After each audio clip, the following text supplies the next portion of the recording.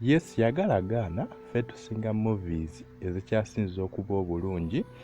Gwawakana visitingako telegram account yaffe ogenda kwerabirako, ogenda laba ekiriyo nga kisa kinegusa bagamba.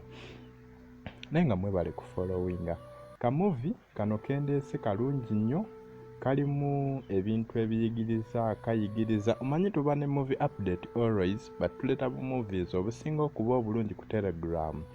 Kubanga ku Telegram togenda gendayo osangeyo movie, ebiseera ebisinga searching yaayo nafu. So, kyolina okukola kwe kubeera wano n'ofuna update n'ogenda eri ng'omanyi movie gy'ogenza olaba. Ate wano tukubagulizaako ne tukutegeeza movie eno biki ebirimu.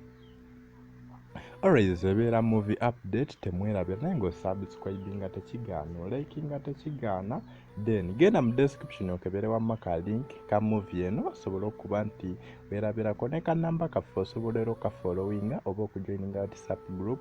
Eno ye movie ezimu ku ezo ezikyasinza okubeera ennungi ku Telegram yaffe era ng'erinnya lyayo bakatumye My Name.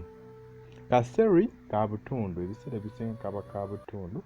Erinnya lyako My Name, era wetuuka ku Telegram just search a name, My Name. Seri ya butundu eri full osobola ogisanga ku Telegram gyeri. Bw'ayagala naawe okubeera nti osubscribinga wano, subscribinga ate likinga ate commentinga for free. Movies ku Telegram za free za kusasulira. Ebiseera ebisinga mugamba za kusasulira no za free.